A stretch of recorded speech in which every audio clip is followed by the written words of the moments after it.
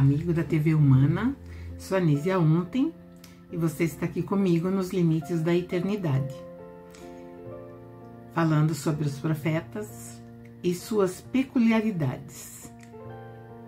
No último episódio eu falei sobre o profeta Ezequiel, que ele tinha uma maneira diferente de profetizar, ele dramatizava e, assim, daquilo que eu fiz o levantamento, estudo, eu achei que foi o profeta que mais deu de si e foi incompreendido. Ele profetizou muitas coisas, como o comportamento do povo em relação àquilo que era a proposta do Senhor de Israel, quando eles estavam já confinados, no exílio da Babilônia por Nabucodonosor. E nesse período também um outro profeta vai despontar, que é o profeta que nós falaremos daqui para frente. Mas antes, queria falar sobre a morte de Ezequiel. Como Ezequiel sempre combateu a hipocrisia daqueles que aproveitavam dos mais fracos, daqueles que se deixavam levar pelas promessas de outros deuses, esquecendo o Senhor de Israel, então em determinado momento ele cria uma animosidade muito grande entre os líderes, que mesmo eles estando no exílio, existia sempre a liderança do povo. Então ele conquistou muita antipatia e ele foi morto pelo próprio povo no exílio em Babilônia, provavelmente no ano 622. E então, não, desculpe, 570, 560, por aí. Enfim, ele deixou sim esse livro bem importante, mas nós vamos ver agora um outro profeta que ele traz também uma forma diferente, que eu digo assim que é o Apocalipse do Antigo Testamento. É o profeta Daniel. Então, no ano de 605, por aí, começa o exílio do povo de Israel na Babilônia, com Nabucodonosor, porque em 605, Nabucodonosor ele destrói Jerusalém, ele leva então uma grande grande multidão para viverem lá, porque era uma coisa assim. Nesse tempo, os impérios eles faziam exatamente eles tiravam a identidade patriota dos seres onde eles conquistavam. Daniel, seu nome significa aquele que julga em nome de Deus, ou julgado por Deus, ou aquele que é o juiz. Então, esse é o significado do nome Daniel. Quando ele foi para Babilônia, ele ainda era um menino, era um adolescente, e ele foi levado logo com as primeiras levas de cativos. E quando ele chega lá, lógico, porque assim, o Império Babilônico, eles queriam as pessoas que tivessem mais qualificações. Muitos ficaram em Jerusalém destruída, totalmente dizimada, mas lá no domínio do Império Babilônico, as pessoas que tinham mais qualificações, elas ficavam diretamente no palácio de Nabucodonosor.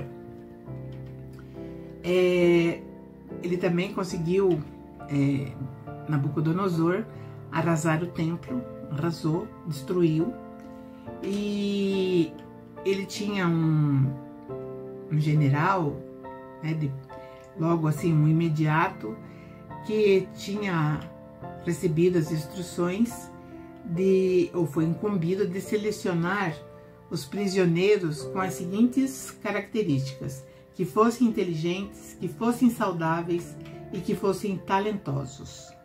Então precisava ter esses quesitos para, vamos dizer assim, para ter uma regalia dentro daquele exílio.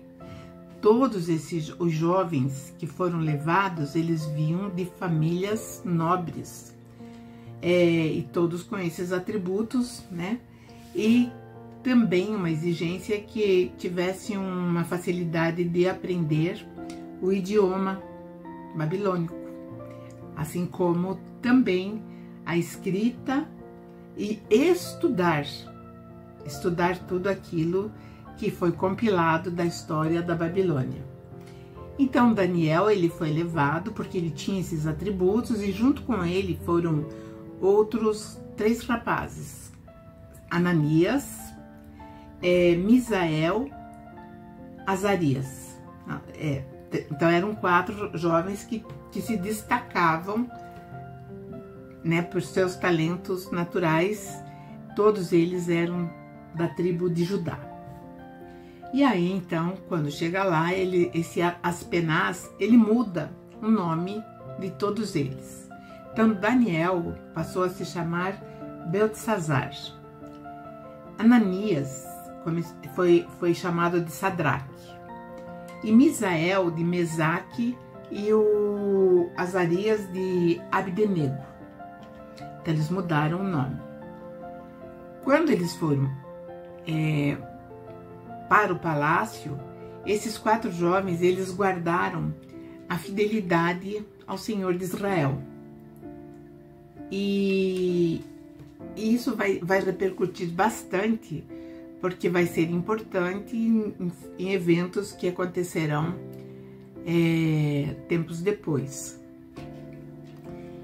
Esses jovens cumpriram fielmente, né, os seus deveres junto à corte, né, e também aos serviços públicos, e de certa forma eles eram leais a Nabucodonosor, porque Jeremias, aquele profeta lá atrás, que é quase contemporâneo também tanto de Ezequiel quanto de Daniel, ele falava que eram para não resistirem ao império de Nabucodonosor, o império babilônico, porque ele sabia que os sofrimentos seriam muito grandes. Então, o próprio Jeremias já falava, talvez Daniel ficou ligado nas profecias de Jeremias, e assim como seus amigos, e eles eram leais ao imperador Nabucodonosor, né?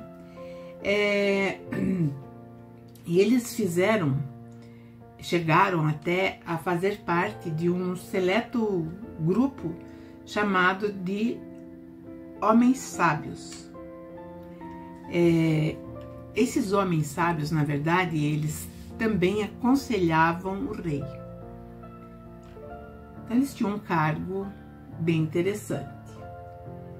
Enquanto Ezequiel chocava os cativos às margens do rio Quebar, com o seu comportamento, com as suas profecias, com as suas estranhezas, Daniel era conselheiro do rei, embora seguisse o costume da religiosidade existente em Judá.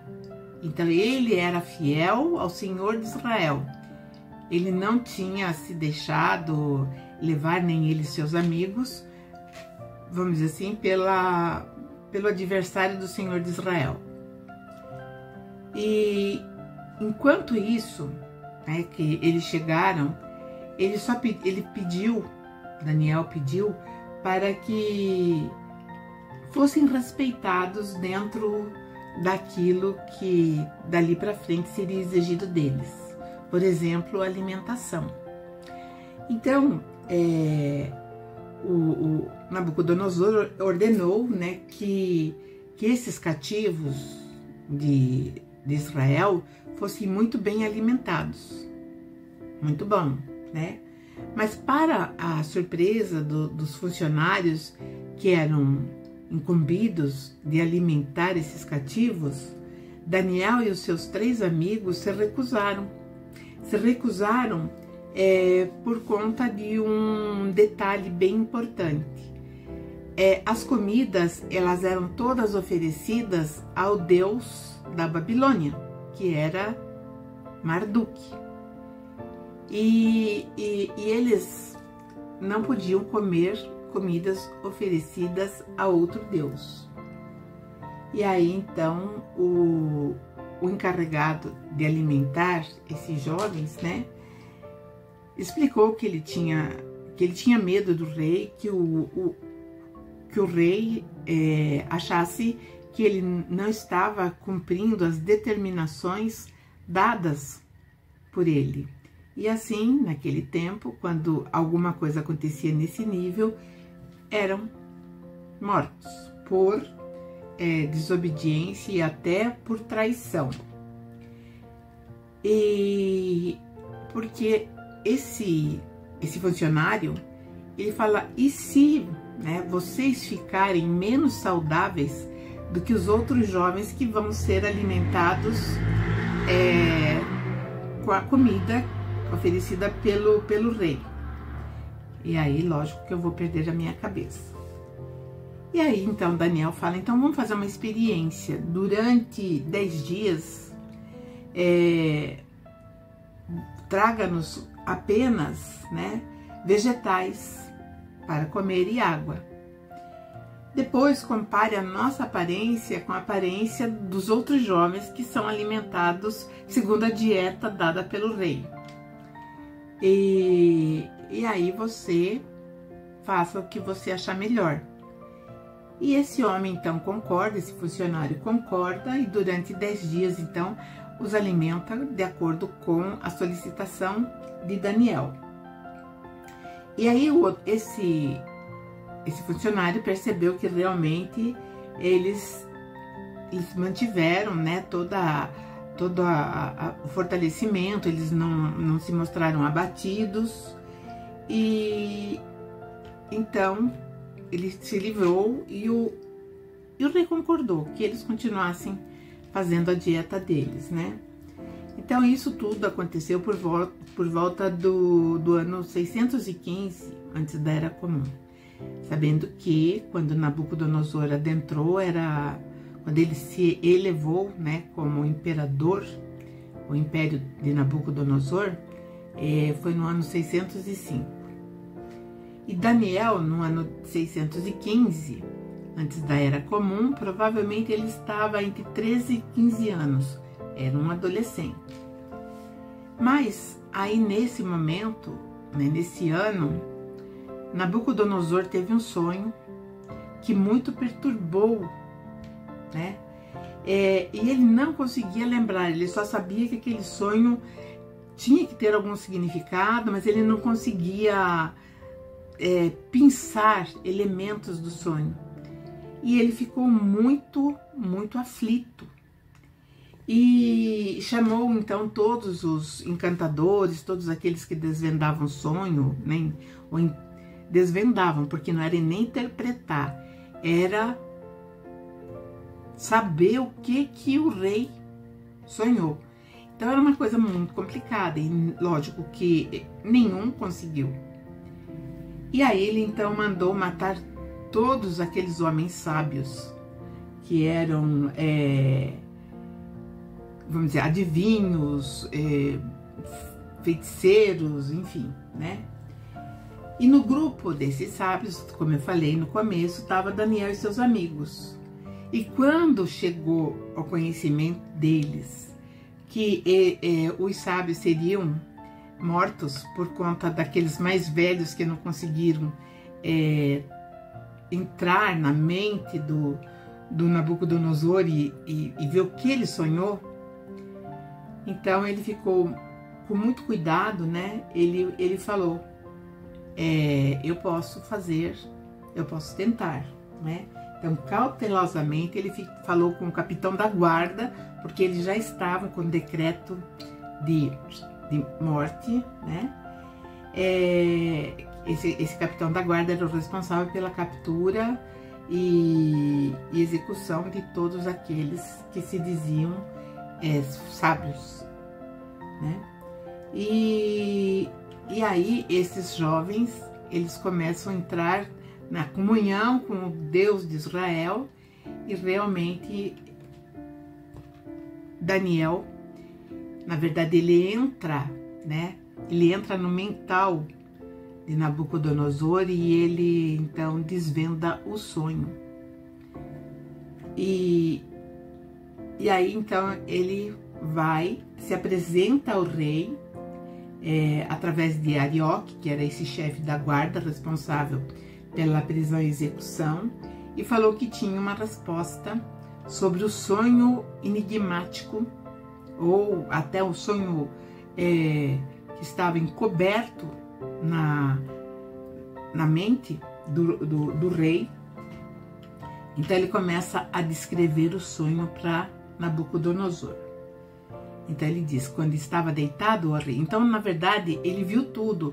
Ele viu ele deitado, e aí ele passa, é como se estivesse assistindo, olha só que coisa interessante, aquilo que foi passado nesse sonho, os acontecimentos. Então ele fala assim, os teus pensamentos, a tua mente se voltou para as coisas futuras, ou seja, coisas que iriam acontecer. E aquele que revela os mistérios, ele me mostrou o que vai acontecer. Bom, então ele começa a falar, você olhou, o rei, né, o senhor, né, o senhor, o rei, olhou e diante da vossa majestade estava uma grande estátua. E essa estátua era impressionante, ao mesmo tempo a sua aparência era terrível. A cabeça da estátua era feita de ouro puro, o peito e o braço eram de prata, o ventre e os quadris de bronze, as pernas eram de ferro e os pés eram em parte de barro e em parte de ferro. Então era isso o sonho que o rei tinha tido. Enquanto o senhor estava observando, uma pedra soltou-se sem auxílio de mãos humanas e atingiu a estátua nos pés, de ferro e de barro. E a estátua veio abaixo e se quebrou toda. Então o ferro, o barro, o bronze, a prata e o ouro foram despedaçados.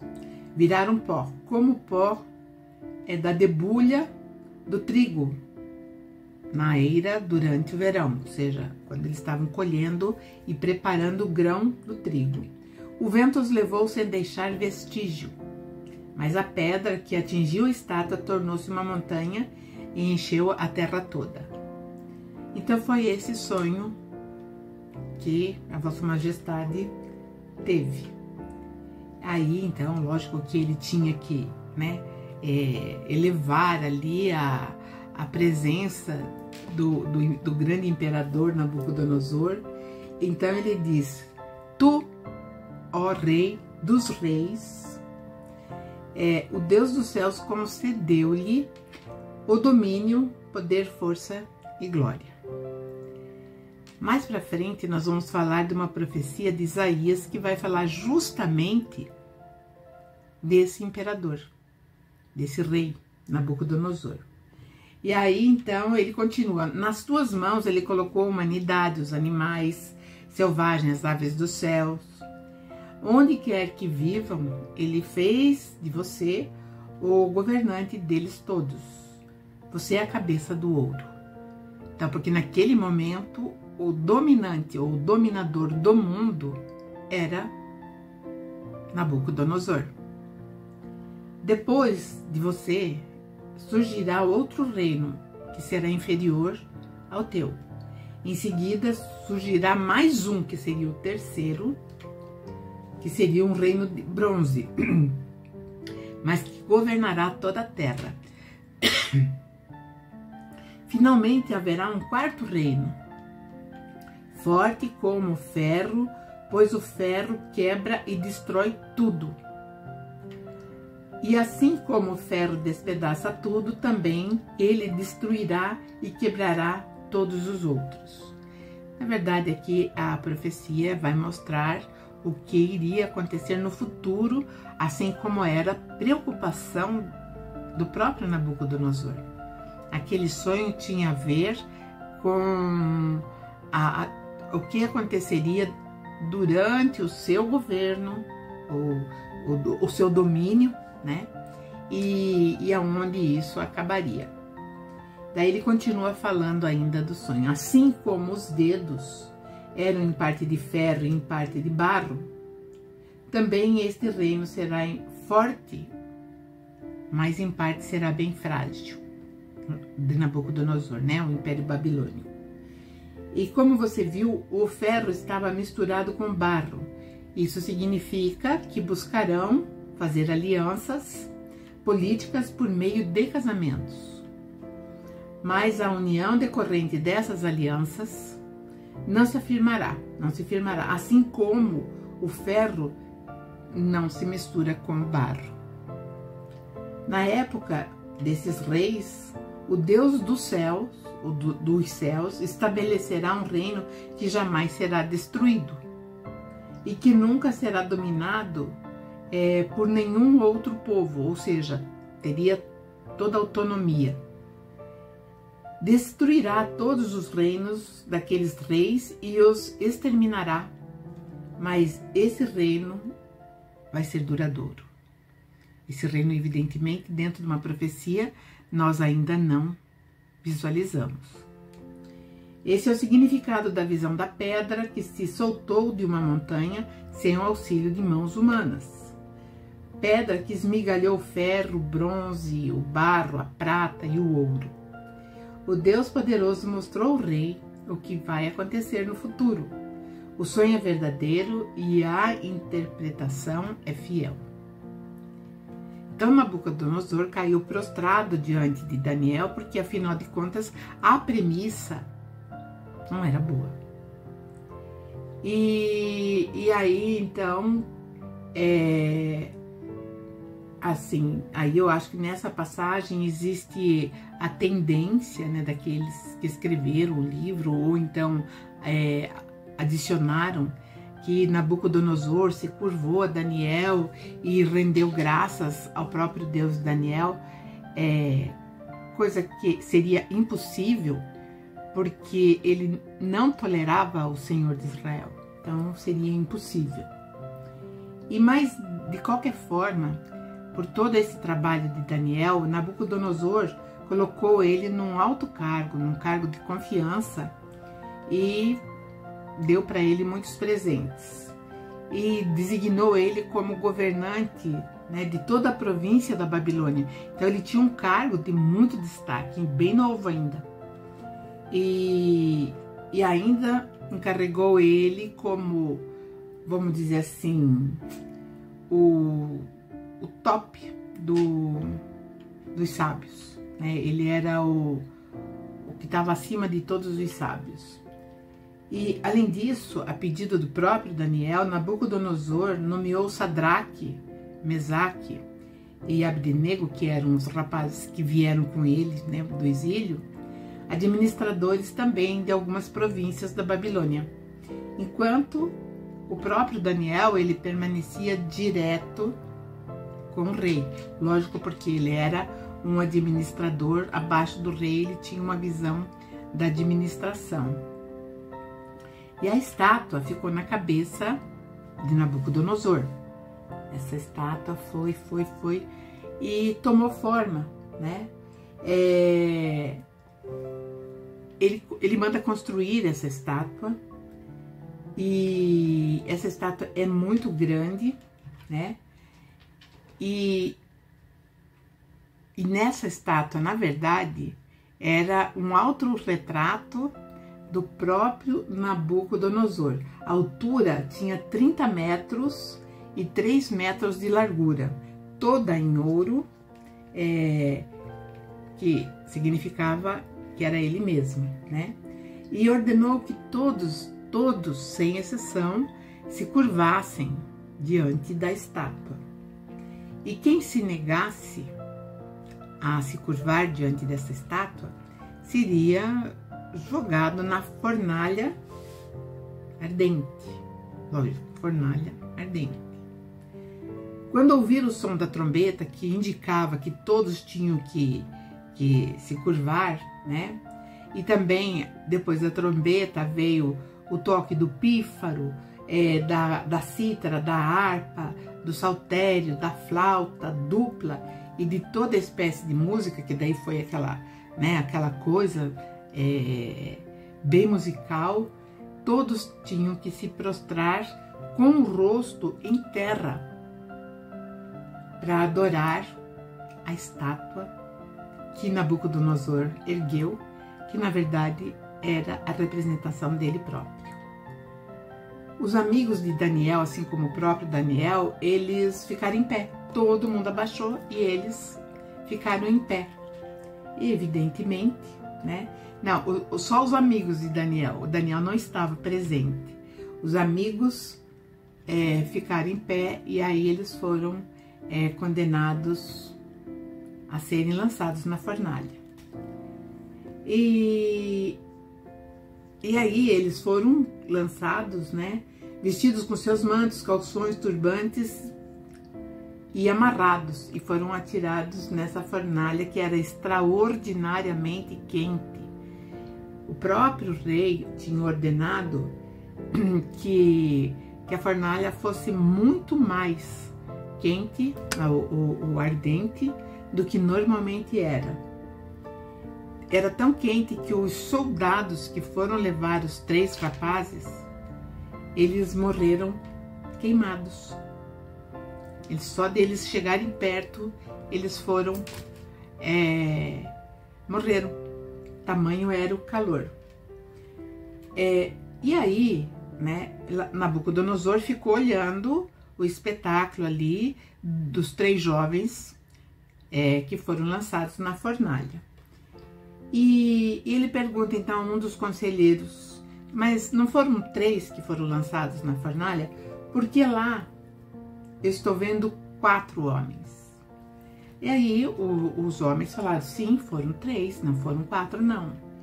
E aí então Nabucodonosor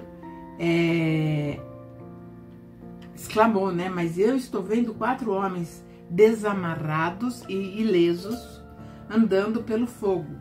E o quarto se parece com um filho dos deuses.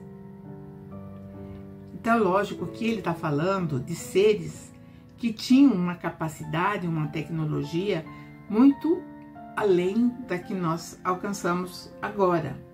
E Nabucodonosor, quando viu aquilo, ele ficou com medo, ele se espantou e mandou que os 3 saíssem para fora da fornalha, né?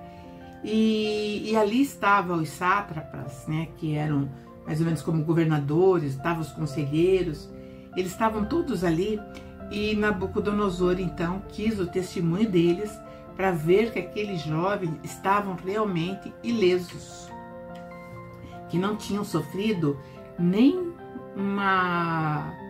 dano, né? E aí uma fornalha daquela alta temperatura que tinha matado os próprios soldados, né, que foram levar os rapazes, ele falou: não entendo, né? Bom, no Antigo Testamento, no livro de Daniel, diz que Nabucodonosor, né, decretou que qualquer que insultasse o Deus dos moços, que era o Deus de Israel, seria cortado em pedaços e a sua casa completamente arrasada.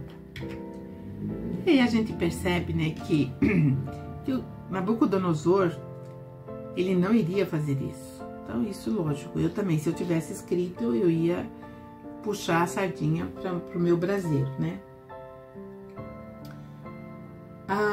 Aí a pergunta que fica, porque Daniel não estava lá, né? Ele estava, na verdade, na governança. Então o rei, talvez até Nabucodonosor, quis poupá-lo de ver, né, a pena que os seus amigos que foi decretada para os seus amigos. Bom, Então vamos falar agora daquilo que Daniel falou, porque ele divide, né, essa estátua em reinos. E esses reinos são bem interessantes porque, na verdade, eles já passaram, mas eles ainda permanecem na face da Terra. E isso é bem interessante. Não tem como nós não analisarmos o passado e a nossa atualidade. Mas isso nós veremos no próximo episódio, onde eu estarei falando desses reinos representados por que estavam representados na estátua. Eu agradeço a todos que colaboram, trazendo ou visitando as redes sociais, assistindo os programas da TV Humana, e espero que vocês tenham gostado também dos Limites da Eternidade, que foca nesse tema, que não é religioso. Agradeço a todos e até a próxima!